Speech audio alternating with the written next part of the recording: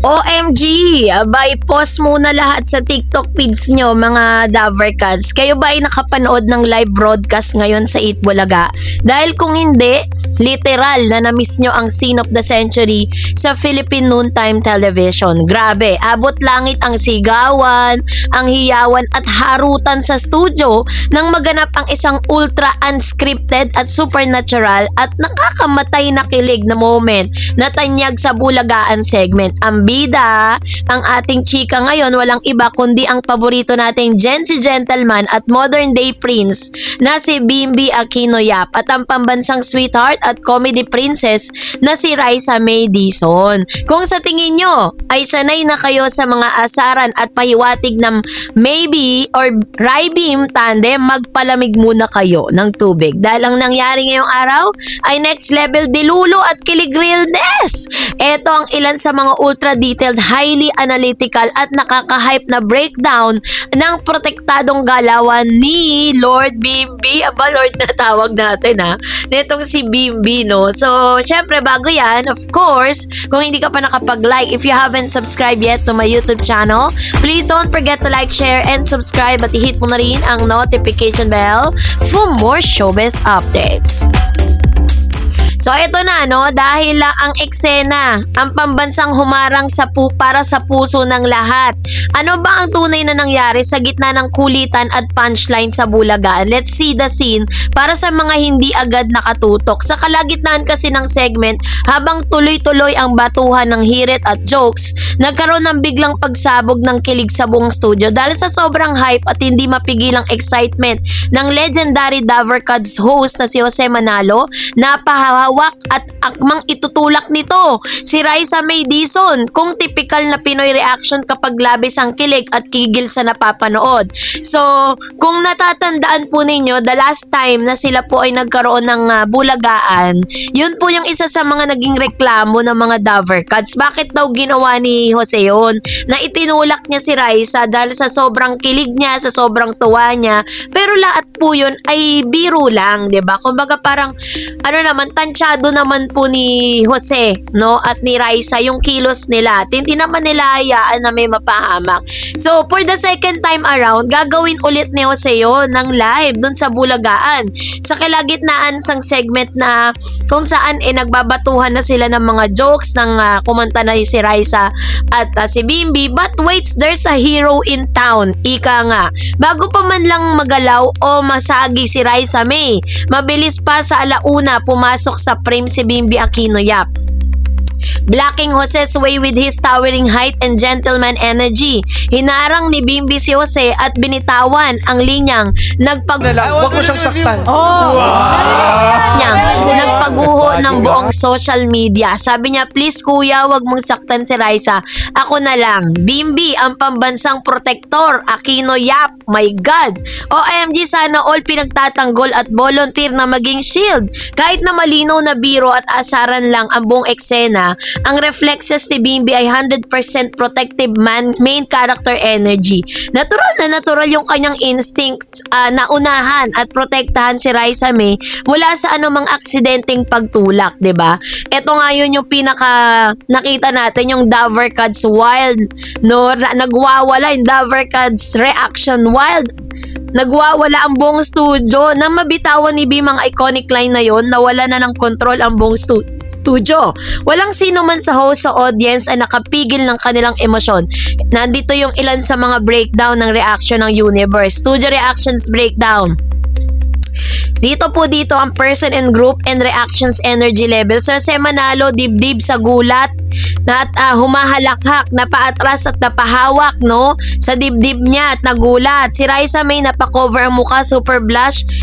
Si Raisa nga biglang parang hindi pa siya natutulak. Kunyari na parang nasusubsob na siya. 'Di ba? At yun po yung isa sa mga literal na nagbigay ng kasiyahan sa lahat ng mga Davercats at sa mga manonood. 'Di ba? Si Raisa May nagtakip ng dalawang kamay sa kanyang mukha habang namumula mga pisngi. Si Jose naman na-shock, napatawa ng gusto habang sinasabi sa mic, iba ng kabataan ngayon, grabe ang pagpusyento. So yung entire energy ng studio parang nanalo sa lottery ang energy, nag-play agad no yung mga nakakatawa at talaga namang nag-close up reaction sina Beam at Raisa. So kung i-deep dive analysis natin do, ano ba talagang ibig sabihin nito yung mga kinikilos ni Beam? Syempre bilang ng mga certified marites at showbiz culture analyst at Gen Z generation, di natin pwedeng palampasin ang psychological at social implication ng eksenang ito. Ano nga ba ibig sabihin ng galawang ako na lang? 'Di ba? Parang me na lang, wag na siya, ganun.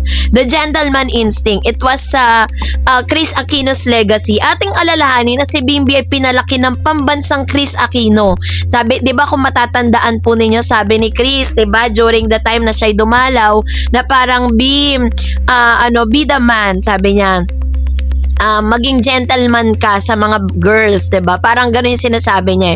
Mula pa bata lang, itinuro na sa kanya tamang pagtrato sa kababaihan, respeto, chivalry at tamang etiquette. Kaya kahit biruan lang ang nangyayari sa TV show, kusa at automatic sa kanyang katawan na ipagtanggol ang kanyang kapareha o kasama. 10/10 manners, no notes dyan, 'di ba? And of course, syempre, very organic and unscripted chemistry. Hindi to pwedeng script, yung ganong uri ng quick response reflex ay nanggagaling sa tunay na comfort level at alaga sa kasama. Pinapakita lang nito na sa likod ng mga kamera, sina Beam at Raisa ay totoong close, nagmamalasakitan at may mataas na respeto sa isa't isa. So sa mundo ng Pinoy pop culture, paborito natin ang troop or protect the girls at all costs. Dahil matangkad si Bimbi at pitit naman si Raisa, visually at emotionally, saktong-sakto ang kanilang dynamic sa panlasa ng mga manonood. Kaya naman di may iwasan yung netizens meltdown. So, may mga reaction yung mga netizens sa TikTok at X na dating Twitter. Hindi lang sa studio nagkagulo dahil sa loob lang ng ilang minuto pagkatapos ng eksena, pumasok agad sa trending topics ang mga kaugnay na hashtag.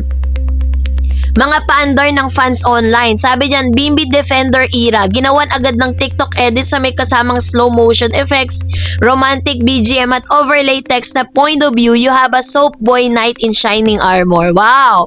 Sana all may maybe. Sana all may Bimbi.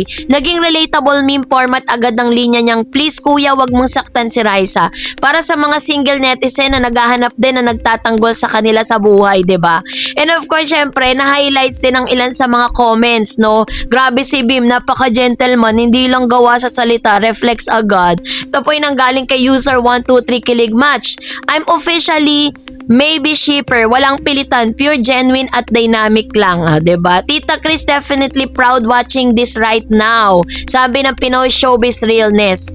So, para sa mga bago pa lang sa kwentong ito, mahalagang balikan kung bakit ganito lang ka-emosyonal ang impact ng kanilang tandem sa sambayanan ang early years. Parehong lumaki sa mata ng publiko si Raisa, diba? Ang isang anak na queen of all media na si Bim Aquino, diba? Bata pa lang sila, kilala na sila sa buong bansa. Ngayong pareho na silang young adults. Ang kanilang muling pagtatagpo sa Itbulaga ay nagdala ng panibagong kulay at freshness sa noontime television. So ano nga ba yung modern chemistry? Ang kanilang tambalan na hindi pilit na love team. Ito'y pinaghalong comedy sa tunay na pagkakaibigan at sweetness na napakasarap panoorin sa tanghaling tapat. Aminin nyo yan. So ang eksenang nangyari sa Bulagaan ngayong araw ay patunay lang na mananatili pa ring paborito ng madla ang tambalang Bimbi at Raisa May Dizon. Kahit na malinaw na biro at pang-aliw lang ang pahayag ni Bimbi na ako na lang, ang ganda ng ipinakita nitong mensahe sa chivalry is not dead. At ang tunay na magkaibigan ay laging nakahandang magproteksyonan, diba? O, nabubulol pa ako. At magpatawa sa harap at likod ng kamera.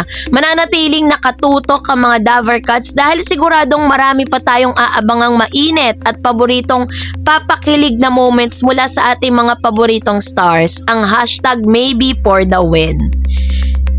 And that's it for today. For more videos and updates, please don't forget to like and subscribe, and please don't forget to follow my Facebook page, Dareds TV and Dareds channel. God bless everyone.